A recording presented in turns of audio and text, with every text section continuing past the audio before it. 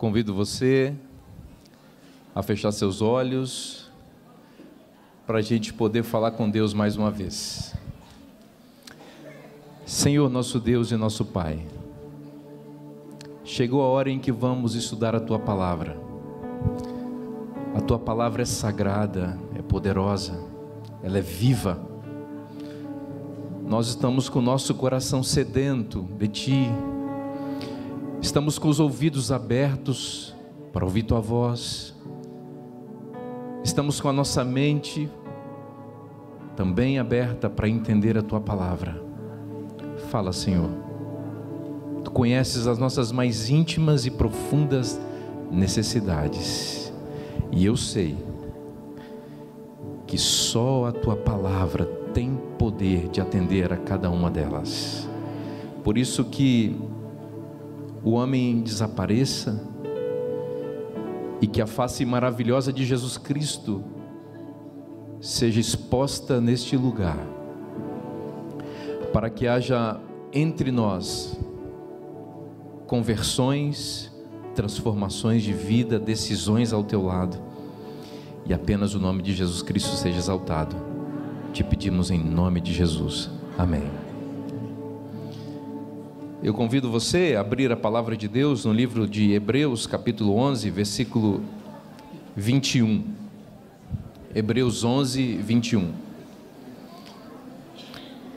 Diz assim a palavra de Deus: pela fé, Jacó, quando estava para morrer, abençoou cada um dos filhos de José e, apoiado sobre a extremidade do seu bordão, adorou. Você sabe que Hebreus 11 é a galeria da fé. Neste capítulo célebre das Escrituras estão registradas microbiografias de grandes homens e grandes mulheres do povo de Deus. Aqui nós encontramos as vitórias extraordinárias de gente que creu em Deus e fez de Deus a sua única esperança. Gente que acreditou que a fé é a certeza das coisas que não se veem. Gente que fez da fé a garantia da sua vida.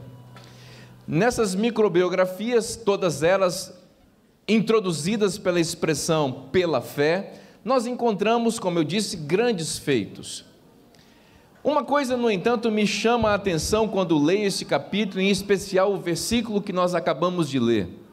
O que me chama a atenção aqui é o fato de que apenas este versículo foi dedicado a este grande personagem chamado Jacó. Você sabe que Jacó faz parte dos 3 grandes patriarcas do povo de Israel: Abraão, Isaque e Jacó. E aqui o autor da epístola, que eu creio ser o apóstolo Paulo, dedica alguns versículos, por exemplo, para falar de Abraão, outros para falar da esposa de Abraão, Sara, outros para falar de Isaque, por exemplo, para falar de Moisés, mais de 10 versículos, ou quase 10 versículos, melhor dizendo, mas para Jacó, apenas um versículo. E se ele fala de Jacó em apenas um versículo, ele fala de apenas um fato da vida de Jacó. Mas você sabe que na vida de Jacó nós temos muitos fatos extraordinários. Por exemplo, Jacó é o homem que lutou com Deus e venceu. Não seria esse o momento que mereceria um espaço aqui na epístola do apóstolo Paulo falando da fé? Mas o apóstolo nem sequer passa perto desse episódio. Ele escolheu um episódio apenas da vida de Jacó. E eu penso o seguinte: se ele escolheu apenas um episódio, é porque este é o episódio mais importante da vida de Jacó. Você prestou atenção no verso que nós lemos? Porque nós estamos chegando à conclusão que esse verso narra o episódio mais importante da vida de Jacó. Leiamos de novo. Pela fé, Hebreus 11, 21. Pela fé, Jacó, quando estava para morrer, abençoou cada um dos filhos de José, seus netos, e apoiado sobre a extremidade do seu bordão, adorou. Olha bem aqui para mim. Onde está o poder dessa experiência de fé aqui? Por que que o apóstolo escolheu um momento no finalzinho da vida do idoso patriarca, em que ele está apoiado num cajado, portanto não podendo mais andar bem, importante da vida desse importante patriarca? Eu tenho uma sugestão. Por que que esse episódio foi escolhido? Porque foi nesse momento que Jacó venceu o pior inimigo contra o qual ele lutou durante toda a sua vida. E você quer saber que inimigo é esse? Uma palavra que nós conhecemos, infelizmente, também por experiência. O inimigo pior da vida de Jacó é a ansiedade. Neste momento do final da vida de Jacó, em que ele estava apoiado sobre um cajado para abençoar seus 2 netinhos, ele venceu o pior inimigo da sua vida, e esse inimigo é a ansiedade. Jacó era um homem ansioso. Ellen G. White, por exemplo, diz no livro Patriarcas e Profetas, na página 121 da edição original, inclusive em inglês, que Jacó era um homem que pensava mais no futuro do que no presente. Está aí uma definição básica de ansiedade. O que é ansiedade? Excesso de quê? De futuro. Ansiedade é você deixar de viver o presente, esquecer do passado e ficar olhando sempre para frente, como se a felicidade e o sentido da vida estivesse sempre sendo projetado para frente e você não consegue viver o momento da vida, o momento que você está vivendo. Ellen White também diz a respeito de Jacó, nesse mesmo capítulo em que ela fala que ele pensava mais no futuro do que no presente, que havia um fator na vida de Jacó que o deixava realmente ansioso, que colocava seus olhos sempre projetados para o futuro. Jacó era um homem obcecado pela bênção da primogenitura. Ele vivia sonhando com esta bênção, e ele imaginava que ela não poderia se cumprir na vida dele pelos meios de Deus. Isso fazia com que Jacó vivesse obcecado com o que aconteceria no futuro, especialmente em relação à bênção da primogenitura. Portanto, nós vamos dar uma passeada pela vida de Jacó, sob esse prisma da ansiedade, tentando extrair algumas lições para a nossa vida, que também enfrentamos problemas aqui e ali com a ansiedade. E se você não é ansioso, pode ser que você possa ajudar alguém, ou que você conheça alguém que você possa ajudar. Bom, como é que começa a ansiedade na vida de Jacó? Ela começa antes mesmo de ele nascer. E agora olhe bem aqui para mim que eu vou te falar uma coisa. Os grandes problemas da nossa vida, eles estão na nossa vida há muito tempo. Os maiores problemas contra os quais você luta, problemas que realmente tiram a sua paz, o seu sossego e trazem problemas reais para a sua vida, eles estão com você mais ou menos desde a sua infância. E posso dizer, alguns, eles estão na sua família antes de você nascer e foram transferidos geneticamente ou por educação para você. E o problema da ansiedade aqui é um problema que estava instalado na família dos patriarcas hebreus. Deixa eu dizer uma coisa entre parênteses, no entanto. Eu não estou falando aqui da ansiedade do ponto de vista psiquiátrico e psicológico, ok? Eu não sou nem psiquiatra, nem psicólogo, eu sou pastor. Portanto, vou falar da ansiedade sob o viés teológico, tá bom? Então, não pensem que eu estou aqui receitando medicamento ou tratamento para a ansiedade clínica. Eu estou falando da ansiedade como sinônimo aqui nesse caso, da descrença, da homem que mentia corriqueiramente, chegava nas cidades e dizia que a esposa dele, na verdade, era sua irmã. E a Bíblia vai dizer que o filho dele, Isaque, vai repetir o mesmo problema, quando chegava também nas cidades com medo da morte, porque era casado com uma mulher muito bonita, dizia que aquela mulher era sua irmã. O que é isso? É a mentira baseada no medo, na ansiedade, na descrença de que Deus é competente o suficiente para cumprir aquilo que Ele Prometeu, Deus prometeu que cuidaria deles, Deus prometeu que daria para eles uma descendência numerosa. Abraão, o grande patriarca dessa família, também você vai se lembrar, ele também, descrendo da promessa de Deus, ele vai se deitar com a sua escrava para ter um filho com ela, para assim dar um jeitinho na demora de Deus em cumprir aquilo que disse que faria para ele, daria a ele um filho prometido. A ansiedade estava instalada naquela família. E não foi diferente quando Isaac e Rebeca demoraram 20 anos para ter filhos. A mulher era estéril, ela não podia ter bebês, e aquilo gerava uma crise terrível de ansiedade nela. Por quê? Pensem comigo, olha bem aqui para mim. Havia uma promessa naquela família, de que daquela família viria o descendente maior, que é Cristo, para esmagar a cabeça da serpente. Mas as mulheres precisavam ter filhos, e o paradoxo, a grande ironia da família dos patriarcas é que eles se casaram com mulheres estéreis. Abraão se casou com Sara, que também não podia ter filhos. Isaac se casou com Rebeca, que também não podia ter filhos. Depois o próprio Jacó se casou com Raquel, que também não podia ter filhos. E a pergunta de $1 milhão é por que Deus permitiu que eles se casassem com mulheres estéreis? Por que Deus fez uma promessa que não tinha condições de se cumprir? Porque quando Deus faz uma promessa, Ele quer Ele mesmo cumprir por Ele mesmo essa promessa em nossa vida. E não quer que nós confundamos as bênçãos dele com a nossa própria capacidade de fazer as coisas acontecerem.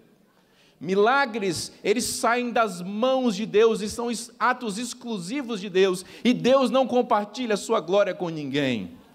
Então, se você está vivendo situações impossíveis na sua vida, se você acredita que as promessas grandiosas de Deus não podem se cumprir na sua vida, bem-vindo ao clube dos fiéis ao longo da história, o clube de gente que recebeu promessas impossíveis e que estão fadados a crer que Deus tem poder de cumprir aquilo que Ele prometeu. Amém.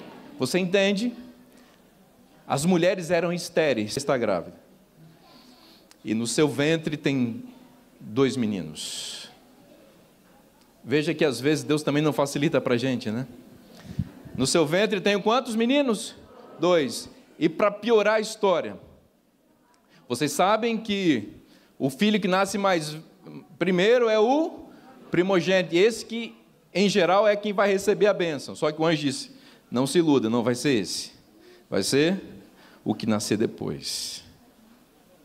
E essa informação, ela é o germe da ansiedade da vida de Jacó, que nem tinha nascido ainda o bichinho. Porque a mãe começou a projetar o futuro, ela tinha uma informação privilegiadíssima. O filho mais velho vai servir o mais novo.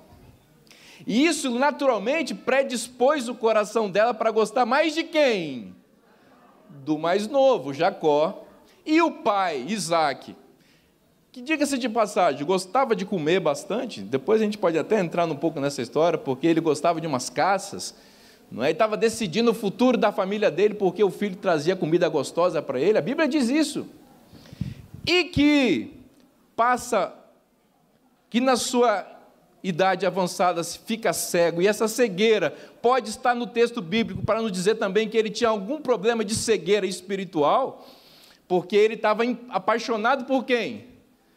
Pelo filho mais velho. O filho mais velho, Esaú, estava dando sinais claros para todo mundo que ele não era o filho prometido.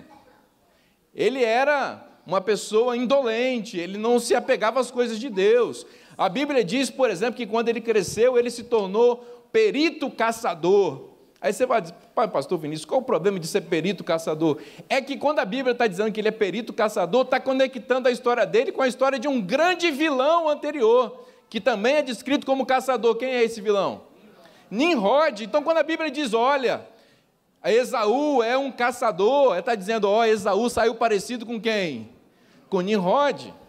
Depois a Bíblia diz que ele, além de perito caçador, era homem do campo. Pastor Vinícius, mas o que tem a ver ele ser homem do campo, agricultor, uma coisa tão boa?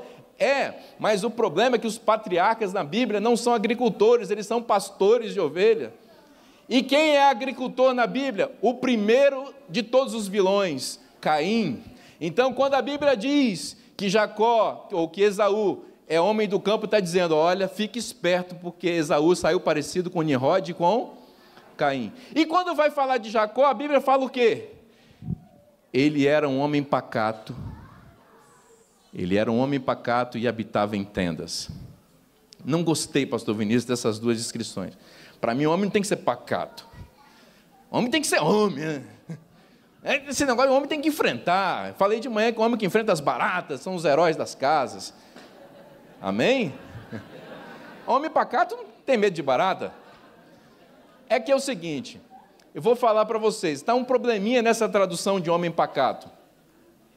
A palavra, a expressão hebraica, olha aqui, aula de hebraico agora, hein? De manhã foi português, agora é hebraico, hein? Estão preparados essa hora da noite para a aula de hebraico? Amém? A expressão hebraica é ish. Ish. Ish. Aqui vocês falam ish também, não? Ish. É ish.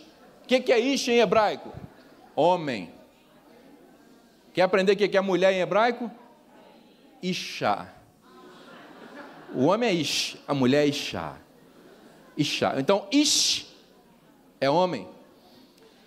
E a palavra que foi traduzida por pacato é um adjetivo em hebraico que é tam. Não é a companhia aérea tam antiga, é tam, mas escreve igual, tam. E tam não é pacato.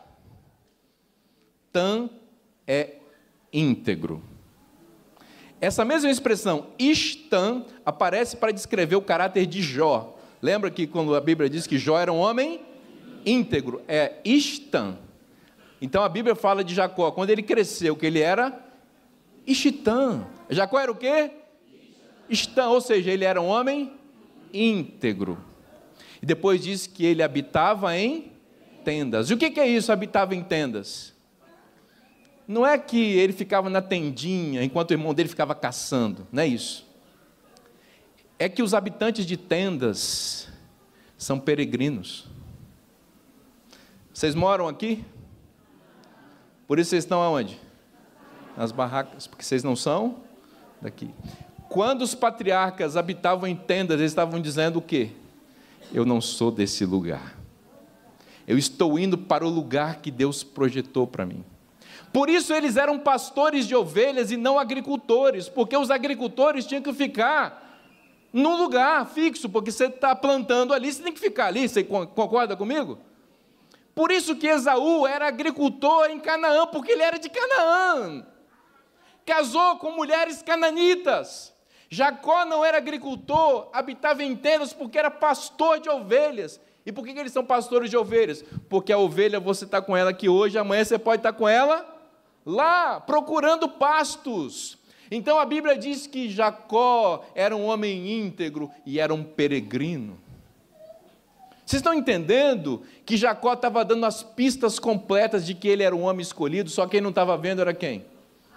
O pai, que estava decidido a dar a bênção para Esaú. Você sabe que esse é um fator de ansiedade espiritual na vida de muitas pessoas. É que existe uma diferença entre o mundo de Deus e o mundo dos homens. No mundo de Deus, as coisas são ideais. No mundo de Deus, as coisas são extraordinárias. No mundo de Deus, as coisas são perfeitas. No mundo de Deus, as coisas acontecem conforme os planos dele. Mas no mundo dos homens, existe a interferência dos homens, muitas vezes movida pelos inimigos de Deus. E o cristão, ele vive nessa balança entre o mundo de Deus e o mundo dos homens. E Jacó começou a viver ansioso por causa dessa tensão entre o mundo de Deus e o mundo dos homens. No mundo de Deus, ele seria o quê? O primogênito daquela família, ele receberia as bênçãos patriarcais, ele seria o depositário da semente da esperança, da qual viria Cristo no futuro, isso no mundo de Deus. Mas no mundo dos homens, o dono da bênção era seu pai, que estava decidido a dar a bênção não para ele, mas para o seu irmão que era ímpio. E isso começou a corroer a vida espiritual de Jacó, porque ele começou a se concentrar no mundo dos homens, ele começou a achar que o mundo de Deus era utópico, era ilusório, era irreal, e que o mundo dos homens era realmente onde as coisas aconteciam.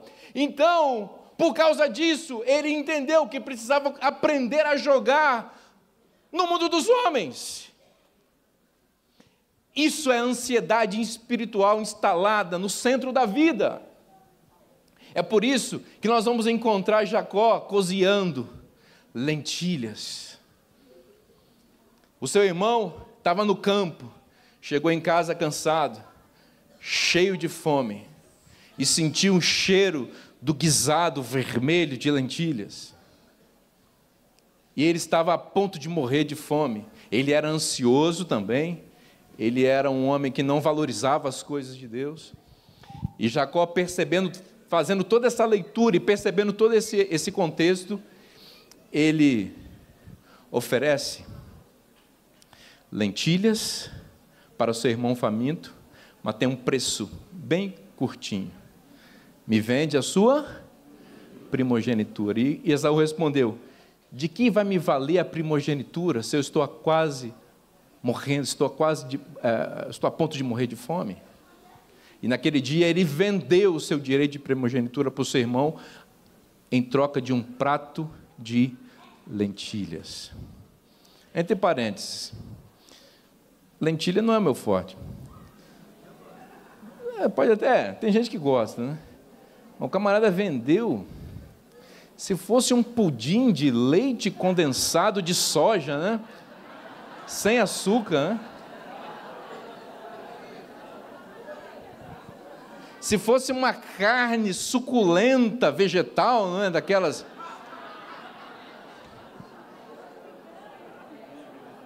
Uma picanha vegetariana, né?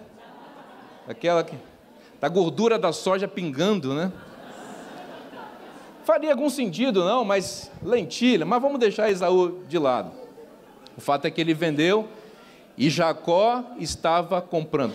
Deixa eu te falar uma coisa, o que a ansiedade faz com a gente. A ansiedade é uma lente que distorce a realidade. Com a ansiedade instalada na vida, nós enxergamos as pessoas como trampolins ou degraus para o nosso sucesso e para a nossa vitória. A ansiedade faz as coisas boas se tornarem ruins.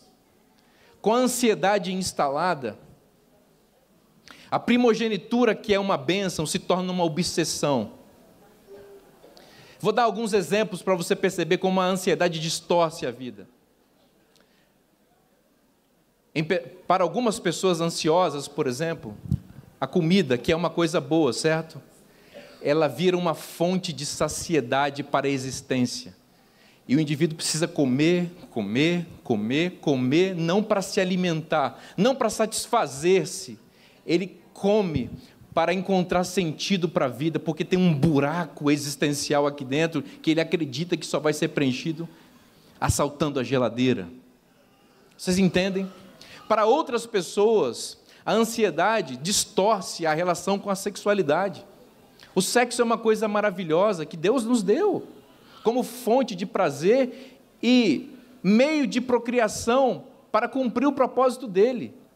Mas, na mentalidade ansiosa instalada em nossa sociedade e na vida de muitas pessoas, o sexo se torna um monstro desenfreado para pessoas que querem encontrar sentido para a vida, que se sentem que deveria ser usado exclusivamente para a glória de Deus na nossa vida. Para muitas pessoas se torna fonte de segurança na vida, e algumas pessoas vivem para acumular, se tornam egoístas, avarentas, se cercam de uma montanha de muros de dinheiro para tentar encontrar uma segurança que só é possível encontrar em Deus.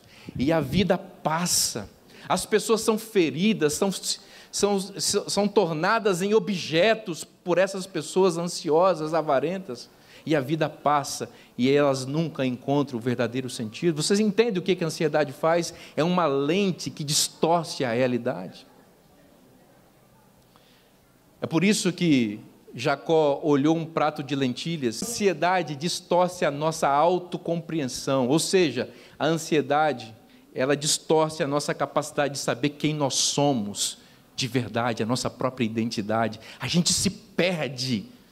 A gente perde o senso, o discernimento total. A gente vira uma espécie de robô manipulado pelas emoções fugazes da vida e controlados pelo inimigo de Deus.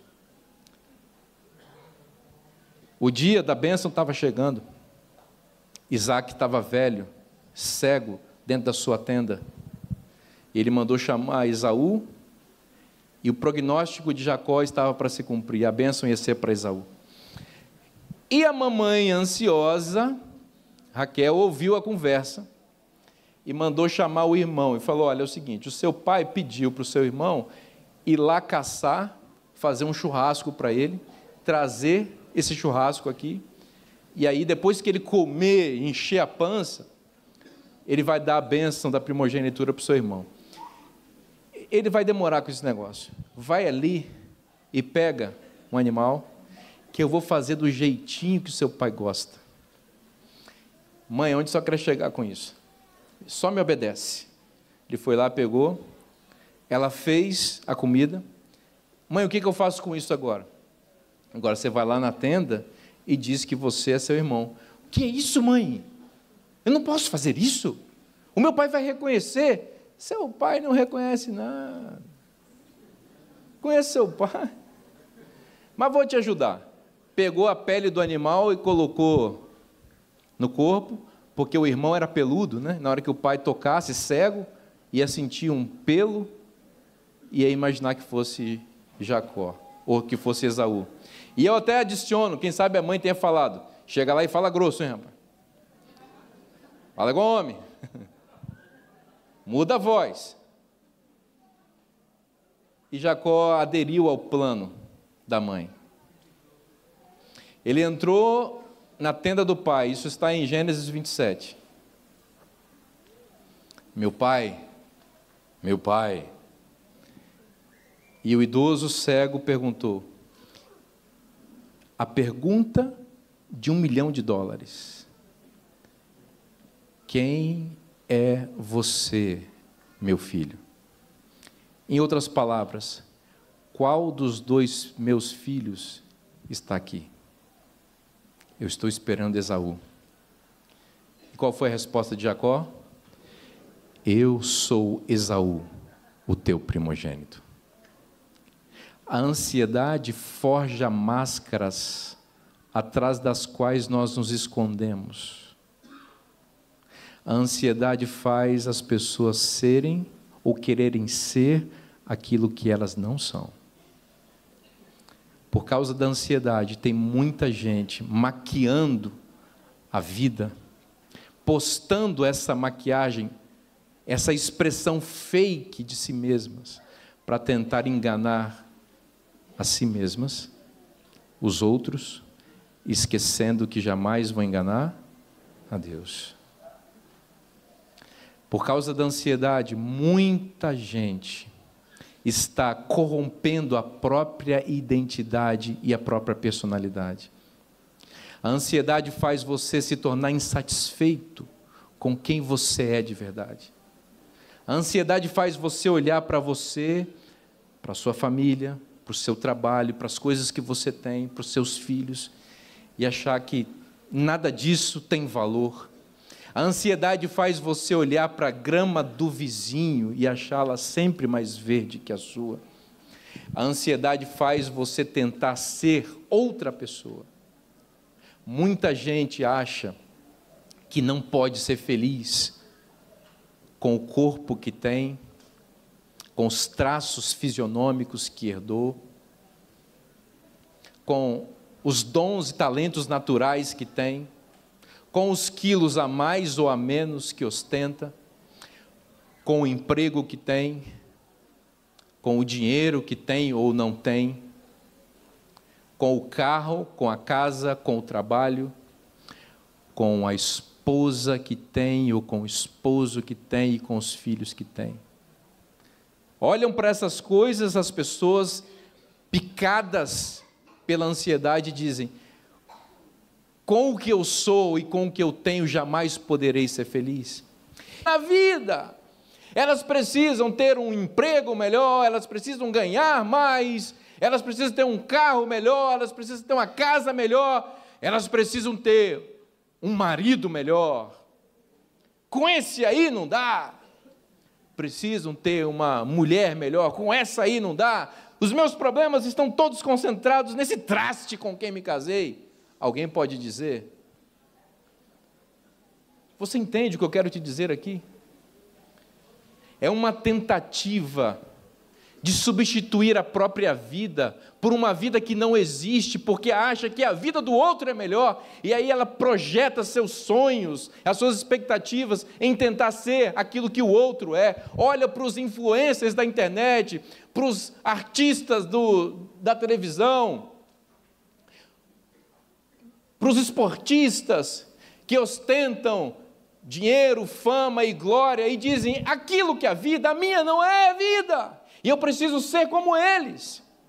Não dá para ser feliz numa vida de igreja, não dá para ser feliz de casa para o trabalho e de casa para a igreja, ou de casa para a escola, ou para a faculdade. Essa vidinha é muito morna, é muito morta. Eu preciso de uma vida mais badalada, uma vida mais intensa, uma vida mais eufórica, uma vida mais excitante, mais estimulante, que a religião cristã, a fé cristã não oferece. Eu preciso de uma outra vida, eu preciso ser outra pessoa, eu preciso ter outra família, eu preciso ter outra formação, eu preciso abrir mão de tudo que eu tenho sido até aqui para ser uma outra coisa diferente. E elas se distorcem para ser aquilo que não são, porque acreditam que assim serão felizes. Deixa eu dizer uma coisa para você em nome de Jesus: Deus não precisa de nada disso para fazer você feliz. Você não precisa colocar nenhuma matéria-prima para que Deus faça a felicidade surgir na sua vida. Deus faz isso acontecer do nada, apenas com a sua palavra. Deus pode fazer você a pessoa mais feliz, mais plena, mais cheia de significado, do jeitinho que você é, do jeitinho que você está. Não importa a sua história, não importa a sua vida, não importa o que você foi até aqui, em Deus você pode encontrar a verdadeira felicidade. Amém. Paremos, meus irmãos, por favor, pare de olhar para as mentiras sedutoras da serpente, do diabo, tentando iludir você, enganar você, fazendo você abrir mão daquilo que é essencial, daquilo que não passa, em busca de prazeres transitórios do pecado.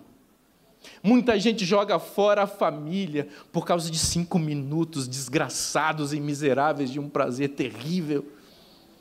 Muita gente joga fora a honra, a dignidade, por causa da avareza, do egoísmo, da tentativa de ser melhor do que tem sido até aqui. Muita gente joga fora a família, joga fora a saúde, joga fora a vida, projetando uma felicidade que está no futuro, quando ela pode estar aqui, na sua frente. Ela está na sua frente. Você só precisa acessá-la pela fé em Jesus Cristo. A ansiedade forja máscaras que destrói a nossa própria percepção de nós mesmos. Outra coisa que a ansiedade faz na vida: a ansiedade, ela aciona critérios carnais na hora das escolhas. Você sabe que a vida é feita de escolhas. A vida é feita de escolhas. Mas vou te falar uma coisa: se você é ansioso e você está numa crise de ansiedade, não tome uma decisão importante na sua vida, porque você vai errar. A ansiedade, ela impede você de ler as letras miúdas do contrato. A ansiedade, ela torna grande aquilo que você acha que é bom, e ela faz desaparecer dos seus olhos as coisas ruins que estão envolvidas na escolha que você está para fazer. Entende isso? A ansiedade distorce a sua capacidade de escolher. Onde a gente encontra isso na vida de Jacó? Depois de enganar seu pai, ele tem que fugir para a terra do seu futuro sogro e das suas futuras esposas. E aí, Gênesis 29 nos diz que ele vai para lá, e o pai diz: só vai para lá e casa com uma parente da sua mãe. Tem lá um tio seu, chamado Labão. Só que olha que ironia de novo, às vezes Deus não facilita, né, como eu falei aqui. Se Jacó tinha que casar, não seria mais fácil se Labão tivesse uma filha só? Mas não é que o homem tinha quantas filhas? 2. Então, quando o texto diz que Labão tinha 2 filhas, o que o autor bíblico está dizendo para a gente? Jacó vai ter que escolher. Jacó vai ter que escolher. Só que nós estamos falando com um rapaz que está no pico da ansiedade. E quando você está assim, você escolhe errado. Bom, aí você diz: pastor, mas essa decisão está fácil, porque o texto diz, lá em Gênesis 29, o texto nos dá a descrição das 2 garotas. Aí vai ficar fácil, quer ver? Mesmo um ansioso consegue escolher fácil. É aí que o ansioso se quebra. Dá uma olhada. Gênesis 29, no verso 14, diz assim: ora, Labão tinha 2 filhas, Lia, a mais velha, e Raquel, a mais moça. Casar com a mais nova, né, pastor? É aí que você se quebra, hein? Olha aqui para mim. Mas, para piorar, o texto diz na sequência: Lia tinha os olhos baixos. Prejudicar o rapaz. Né? Tem que pensar nos filhos, né?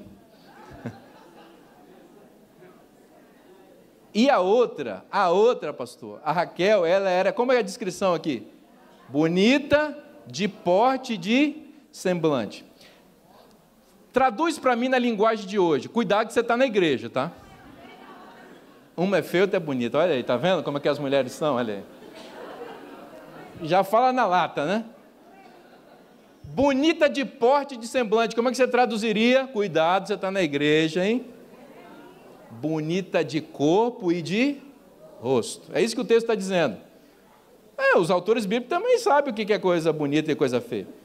Bonita de corpo e de rosto. O Jacozão, meu amigo, na hora que ele viu esse avião estacionado na frente do poço, ele falou: é aqui que eu vou amarrar meu camelinho. Ele não quis saber se ela era crente, ele não quis saber, que é parente, nem quis saber de nada. Ele não quis saber se era uma menina fiel, se era uma menina que falava a verdade. Ele não quis saber se ela não era idólatra. Ele não quis saber se ela não era ansiosa. Ele não quis saber de nada. Ele só viu corpo e rosto. Vocês entendem? Olha, vocês conhecem alguma história parecida? Não olha para o lado, né? Por favor, olha aqui para mim. Não é para você ficar acusando ninguém. Ele só viu corpo e rosto. E ele decidiu: por essa aí eu trabalho até 14 anos. Porque ele trabalhou. Para essa daí eu trabalho 14 anos. Por quê? Olha aqui para mim. A ansiedade aciona critérios carnais na hora da escolha. Quando você está ansioso, você escolhe sem os critérios de Deus. Veja bem, Jacó tinha que casar com quantas mulheres? Vocês acham que Deus projetou ele casar com 2? Para Deus ele tinha que casar com uma só.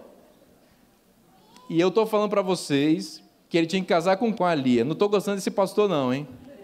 Eu gosto da Raquel. Mas vou te falar uma coisa. Vamos falar um pouquinho da Lia. A Lia, você está com preconceito com os olhos dela, né? Mas a palavra hebraica, de novo, vamos para a aula de hebraico, hein? A palavra, nessa hora da noite, é a aula de hebraico. A palavra hebraica lá que aparece, traduzida aqui como olhos baços, é a palavra rak. E essa palavra é uma palavra de difícil tradução, tem algo. Mas eu acho que o melhor significado para essa palavra é olhos meigos, olhos tenros. Lia é aquela bichinha que olhava assim, ó. Sabe aquele olharzinho doce, puro? Se a gente fizer uma análise por comparação, eu vou falar mais do que está no texto, tá? Se fizer uma análise por comparação, se o olho de uma era assim, aquele olhinho de menina que nasceu para ser mulher de pastor na igreja. Não tem umas meninas na igreja? Que você olha assim, isso aí nasceu para ser mulher de pastor. Olha só como que ela é. Boazinha, né? Gosta de cuidar das crianças na igreja. Chega os pastores solteiros, já bota o olho, né? Bota o olho nessas, pastor solteiro. Tem uns que querem ficar olhando para... Vamos parar de falar desse assunto aqui. O olho tem que... Quantos filhos Jacó teve com as suas 4 mulheres? Que ele teve mais 2 concubinas. Ele teve 12 filhos homens e uma mulher, Diná. De qual dos filhos dele Jesus é descendente? Judá. Uma perguntinha básica agora para vocês, só para desmontar seu argumento. De quem era filho Judá? Jesus só nasceria de Lia, que é a mãe de Judá. Alguém já está falando, mas e José, pastor? José também é gente boa, filho da outra. É que Deus é especialista em transformar a maldição em bênção. Não precisaria de José se Jacó tivesse casado com uma só. Não teria filho vendido para o Egito, não teria nada disso, a história seria outra. É que Deus vai corrigindo os nossos erros e vai transformando maldições em bênção, na medida em que a gente se arrepende dos erros que a gente comete. Mas a gente vai ficando com as consequências, e Deus vai transformando consequências ruins, às vezes em bênçãos na nossa vida. Vocês entenderam? A ansiedade distorce a sua capacidade de escolher. A ansiedade faz muito mais coisas, mas tem outra que eu quero destacar aqui para a gente partir para o final. A ansiedade distorce a sua capacidade de enxergar Deus vindo abençoar você. Jacó está no Vale do Jaboque. É um lugar especial. Mas ele estava à noite ali. A noite era também a noite do seu coração e da sua alma. Ele estava com medo. Por quê? Porque a notícia é que seu irmão Esaú via ao seu encontro com 400 jihadistas do Estado Islâmico. É isso mesmo. Essa turma aí. Eles não vinham para conversar, eles não vinham para brincar, eles vinham para matar. E Jacó foi se corroer, se carcomer, numa oração ansiosa, porque tem oração ansiosa também. Sabe o que é oração ansiosa? Você ora, mas não entrega para Deus. Você fica orando e segurando o problema aqui em você. E ele foi lá orar se corroendo, tentando encontrar uma saída, tentando achar uma solução, morrendo de medo do que aconteceria no dia seguinte. Quando ele sente uma mão pesada no seu ombro, ele diz, é a mão de um ladrão. É um inimigo que veio aqui para lutar comigo, e ele não quer saber de nada. Ele não para, ele não olha, ele não pergunta, ele só luta. Ele se agarra naquele ser musculoso que apareceu diante de si, e ele se engalfinho na poeira. Tem mais poeira, eu garanto que é mais poeira lá do que aqui. Só para você saber. Eles estão lutando na poeira e o pó está subindo, e eles estão lutando a noite inteira. São 2 corpos musculosos, forjados, o de Jacó pelo menos, forjado no trabalho pastoril. É um homem forte, que está lutando pela sua vida, movido por uma ansiedade terrível, que faz ele tirar forças de onde não tem. Ele está pensando na proteção do seu clã, ele está pensando nas suas mulheres, ele está pensando nos seus 13 filhos, ele está pensando nas suas ovelhas, ele está pensando em Esaú, que vem no dia seguinte. Ele luta com todas as forças para manter a vida. E ele não sabe que a pessoa que veio ali é o doador da vida. Ele está lutando contra Deus, porque Deus veio para abençoá-lo e ele não sabe. A ansiedade faz isso muitas vezes conosco. Deus vem para nos abençoar, Deus aparece para nos trazer sentido e felicidade para a vida, e a gente recusa as bênçãos de Deus, a gente se rebela contra os instrumentos de Deus e contra as ações de Deus, a gente enxerga a maldição, onde a bênção, Deus fala é por aqui, você diz não é por aqui, eu vou por ali. Deus aponta caminhos de salvação e a gente tem nojo dessas propostas de Deus. É isso que a ansiedade faz, a ansiedade espiritual faz, distorce a nossa capacidade de enxergar Deus e suas ações abençoadoras. E Deus vai lutar com gente assim até amanhecer. E o texto bíblico diz que amanheceu e começou a amanhecer no coração de Jacó, porque ele percebe que não está lutando com uma pessoa qualquer. Ele percebe que o ser que está diante de si é um ser sobrenatural, ninguém pode ser mais forte que ele. E aquele homem é mais forte que ele. E o homem toca na coxa dele. E não é suficiente para ele perder a força, ele se agarra agora não mais para lutar, mas se agarra para ser abençoado, vendo a face do próprio Deus. E Deus muda o coração de Esaú, fazendo aquilo que Jacó achava que ele teria que fazer. Deixa eu te falar uma coisa, você sabe que você tem medo, é porque você acha que a sua vida é responsabilidade sua. Os medos que corroem a sua vida, tiram suas noites de sono, fazem você se deprimir, ou se corroer numa ansiedade doentia, são resultados da compreensão equivocada que você tem a respeito da vida.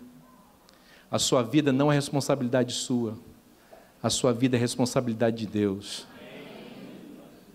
Tem um texto em Isaías muito, muito curioso, que Deus diz assim, você está se achando, hein? Para você ter medo. Quem é você para ter medo? Quem deveria ter medo aqui sou eu, porque eu que sou responsável, e eu não preciso ter medo, porque eu tenho a vida toda em minhas mãos. Então, olha aqui para mim, para de ter medo, porque a responsabilidade não é sua, a responsabilidade é de Deus. Confia nele, e o mais, ele fará. Jacó agora está velhinho, ele está velhinho, viveu uma vida atribulada, perdeu um filho, que achou que tinha morrido, esse filho foi parar no Egito, e eles se reencontram depois de muitos anos, e Jacó agora vê a sua posteridade, e chegou a hora em que ele precisa fazer aquilo que o seu pai fez com ele e com seu irmão, que seu avô fez com seu pai. Quando um patriarca está perto de morrer, é hora dele fazer o quê? Abençoar os seus filhos. E o seu filho José teve 2 filhos no Egito. De novo, hein? Às vezes Deus não facilita para a gente, né? O José teve quantos filhos? 2. O mais velho se chamava Efraim e o mais novo se chamava Manassés. E o José era governador do Egito, casado com uma descendente dos sacerdotes egípcios. E os sacerdotes egípcios, eles eram postulantes ao cargo de faraó. Portanto, os 2 filhos que José teve no Egito poderiam no futuro, quem sabe, até serem um deles o quê? O faraó do Egito. Mas José faz uma coisa linda. O pai dele está velhinho, ele fala, pai, os meus filhos são egípcios, são descendentes de sacerdotes egípcios, mas eu não quero isso para eles. Eles não podem, portanto, continuar sendo meus filhos. Vou te pedir uma coisa, pai, adota os meus filhos, coloca os meus filhos no seu testamento, para que os meus filhos recebam as bênçãos que os seus filhos vão receber, para que os meus filhos recusem o Egito e aquilo que o Egito tem a oferecer para eles. Eu quero que os meus filhos sejam filhos de Israel. Pai e filho têm essa conversa. O pai coloca a mão sobre a coxa do filho, o filho a mão debaixo da coxa do pai, e eles fazem um pacto de que Jacó vai adotar os filhos de José. Bom, José, se Manassés e Efraim agora são meus filhos, eles precisam receber a minha bênção. Traz os meninos. Isso está relatado em Gênesis 49. Gênesis 48. Bom, se tem 2 filhos, qual é a pergunta que surge? Eu tenho 2 bênçãos, só que uma bênção é mais importante que a outra. Eu tenho a bênção da primogenitura, que eu vou dar para o filho mais velho, e eu tenho a bênção secundária, que eu dou para o filho mais novo. Deixa comigo, pai. Eu sou governador, administrador, vou organizar a fila da bênção. Ah, meu filho, a bênção da primogenitura eu dou com a mão direita, e a bênção secundária eu dou com a mão esquerda. Tudo bem?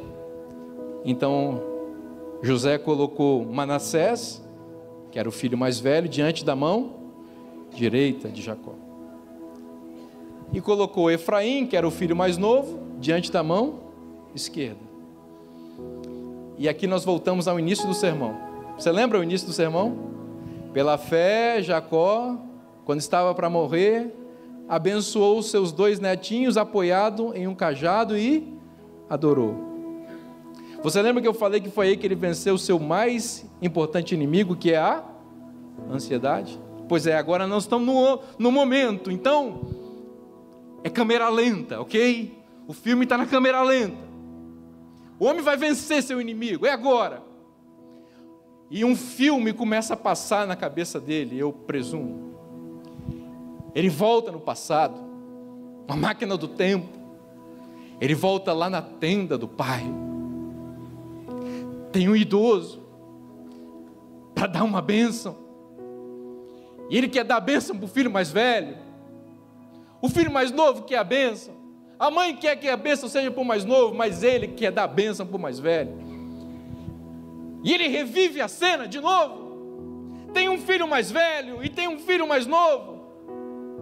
Para quem que vai a bênção? Então o homem levanta as mãos. E quando ele levanta as mãos, ele descobre uma coisa: que a bênção não é o pai que dá. A bênção é Deus quem a dá. Quando ele levantou as mãos, o espírito da profecia o tomou, porque ele era um profeta, e a bênção é uma bênção profética. Ele levanta as mãos, e o Espírito Santo de Deus move a mão dele, e a mão direita vai para a cabeça do filho mais novo, e a mão esquerda vai para a cabeça do filho mais velho. E a bênção da primogenitura vai para Efraim, o filho mais novo. E a bênção secundária vai para Manassés, o filho mais velho. E você sabe o que Jacó aprendeu naquele dia? Era isso que ia acontecer naquele dia. Por que eu enganei meu pai? Por que eu enganei meu irmão? Por que eu fiquei tentando fazer coisas que Deus é que faz? Olha a tragédia que virou a minha vida. Nunca mais vi a face da minha mãe. Olha a família altamente disfuncional que eu criei, porque eu não confiei que Deus tem competência para cumprir aquilo que Ele promete. Deixa eu dizer uma coisa para você em nome de Jesus. Eu vim aqui essa noite apenas para te dizer isto: Deus tem competência para cumprir aquilo que Ele promete. Deixa Deus ser Deus na sua vida. Para de tentar dar jeitinhos e ajudar a Deus a fazer aquilo que Ele e só Ele pode fazer. Está na hora de você se desarmar. Está na hora de você parar de lutar. Está na hora de você apenas confiar.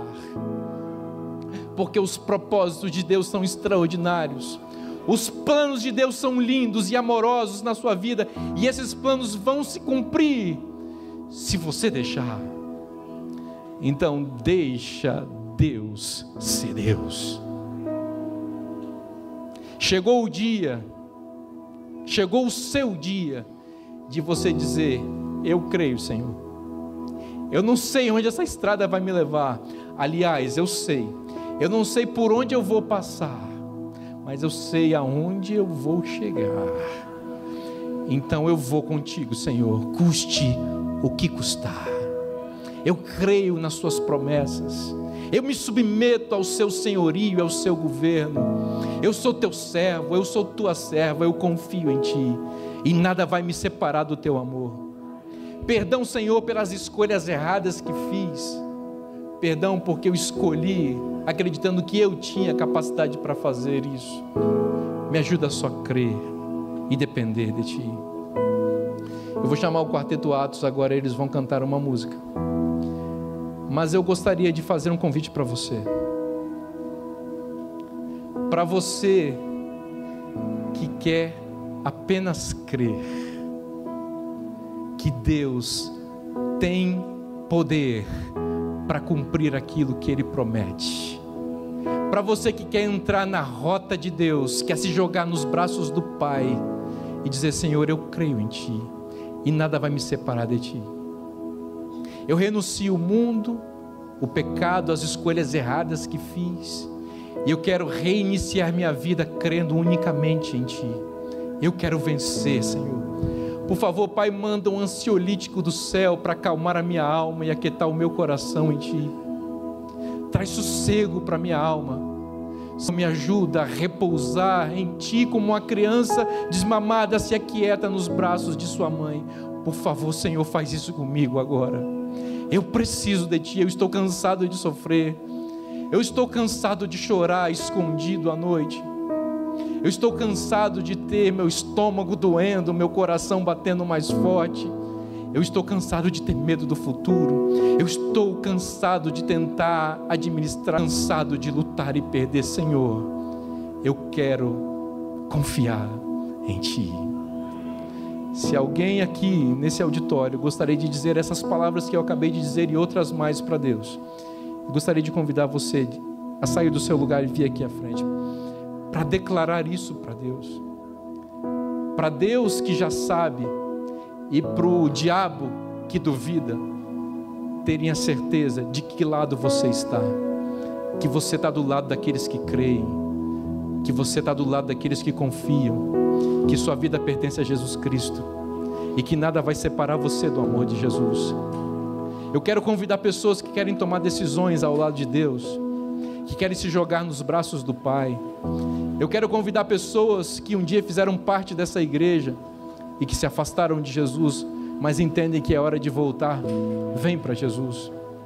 Eu quero convidar pessoas que estão vivendo uma vida espiritual morna, mas que hoje querem dizer: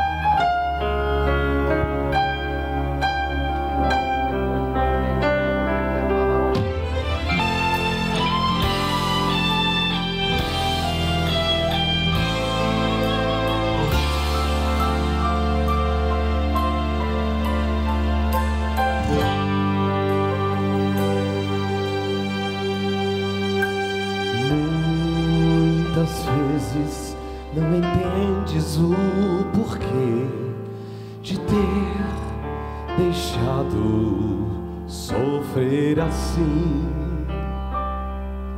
Se parece que Deus esqueceu e deixou de te amar,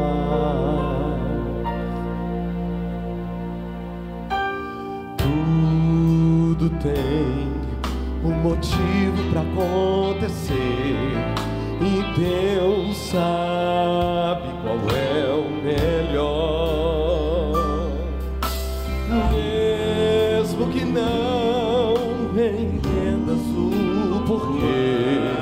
espere no Senhor.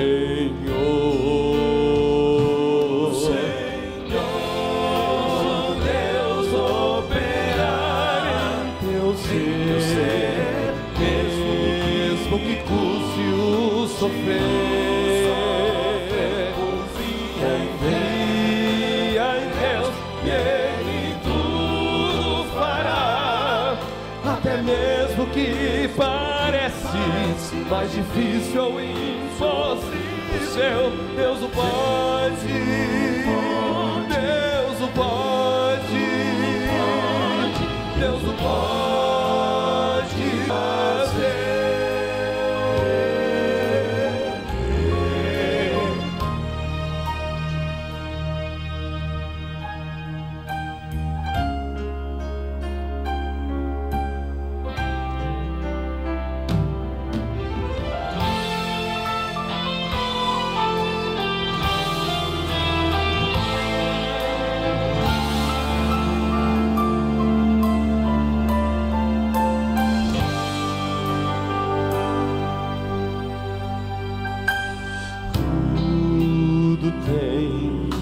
Motivo para acontecer, e Deus sabe qual é o melhor.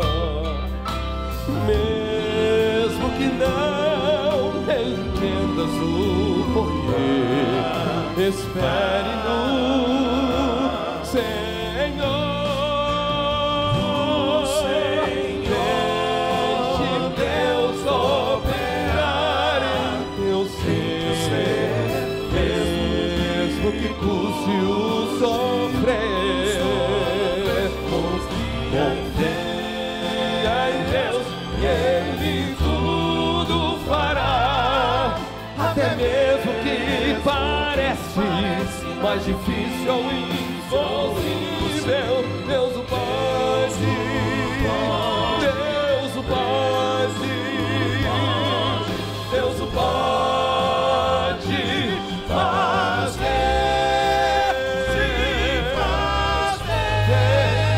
Deus operar em teu ser, mesmo que custe o sofrer. Confia em Deus, Ele tudo fará, até mesmo que parece mais difícil ou impossível. Deus o pode, Deus o pode, Deus o pode fazer.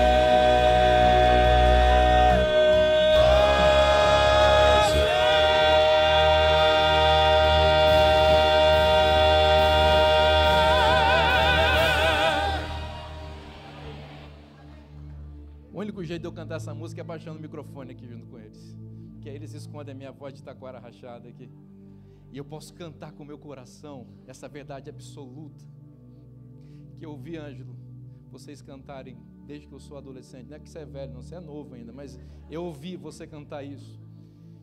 Isso movia meu coração, enchia meu coração de fé. Deus pode.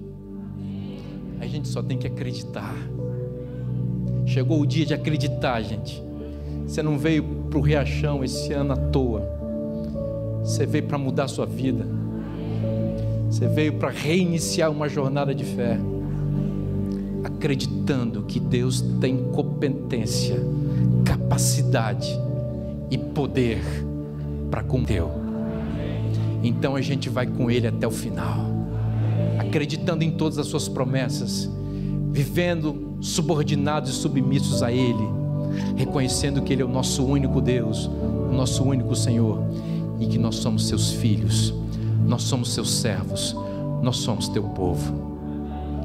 Nosso Deus e nosso Pai, nós somos teus filhos, nós somos teus servos, nós somos teu povo. Nós acreditamos em Ti. Todo o poder está em Tuas mãos, e todo o amor está em Teu coração. Então nós nos aninhamos em Teus braços, crendo na Tua força e no Teu poder, e confiando que todo esse poder estará amorosamente à disposição da nossa salvação. Por favor, Senhor, cuida desse povo. É teu rebanho, tu és o nosso pastor. Por favor, ao voltar agora para o nosso dormitório, para onde a gente vai dormir, que a gente volte sossegado, aninhado nos teus braços, descansando em teu amor. E nos traz amanhã de volta aqui, de manhã cedo, para ouvir tua voz mais uma vez. Te pedimos em nome de Jesus. Amém. Amém.